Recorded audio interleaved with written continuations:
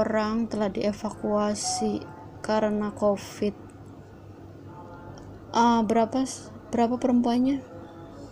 Banyak banget, astagfirullahaladzim. Berarti berapa itu? Astagfirullah. Berarti berapa, say? Berapa orang?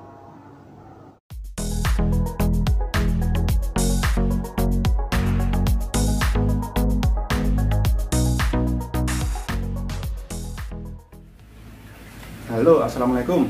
Ketemu lagi ya teman-teman, bareng saya di channel Novan JK.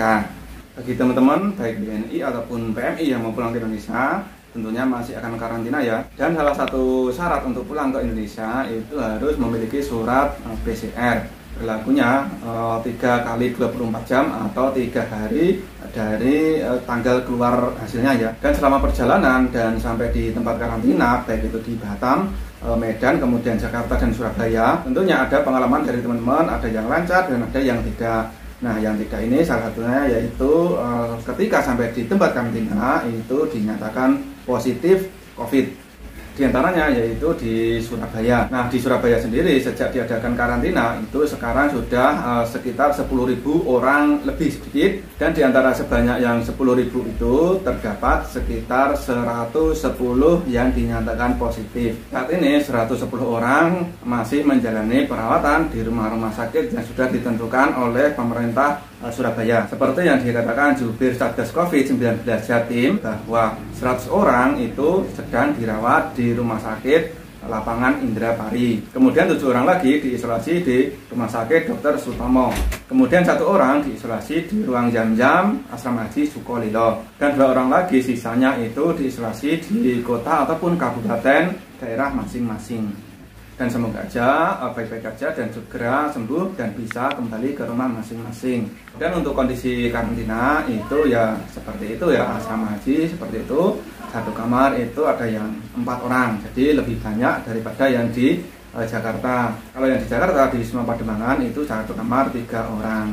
Kemudian yang karantina di Wisma Pademangan atau di Jakarta itu tentunya tidak selalu mulus-mulus juga. Seperti pengalaman teman-teman kita itu yang komentar di video-video sebelumnya ataupun yang sudah WA ataupun inbox ke aku bahwa kondisinya seperti ini, ada yang baik dan ada yang tidak. Bahwa tempatnya itu terlihat sedikit kotor daripada tempat yang lainnya, yang mungkin belum sempat dibersihkan ataupun gimana ya. Dan bersamaan dengan itu juga itu ada beberapa orang itu yang dinyatakan positif dan itu diangkut dalam 1 bus. Jadi itu banyak banget yang dinyatakan positif.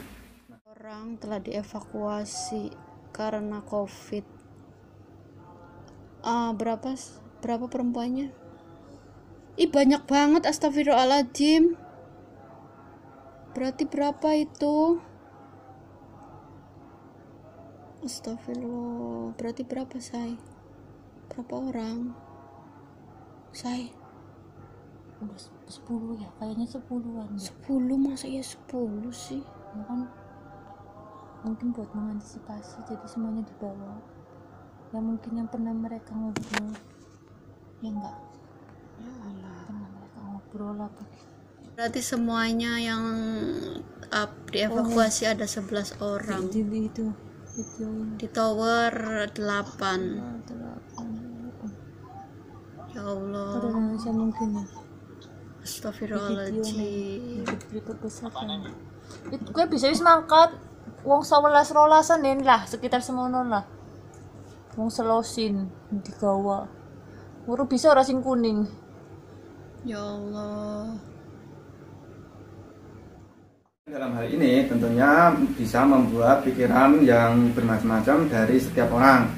Bagaimana bisa dari luar negeri itu sudah dinyatakan negatif, ketika di tempat karantina itu dinyatakan positif. Apakah ini cuma akal-akalan aja ataupun memang benar-benar positif?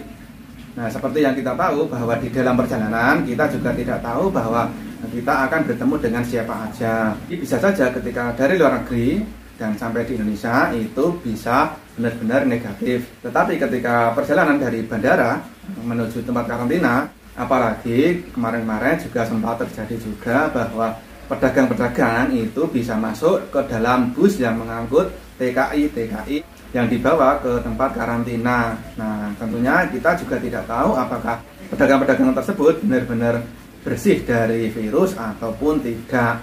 Nah, sampai saat ini sebenarnya juga menjadi PR juga bagi pemerintah karena kadang masih terjadi hal-hal seperti itu.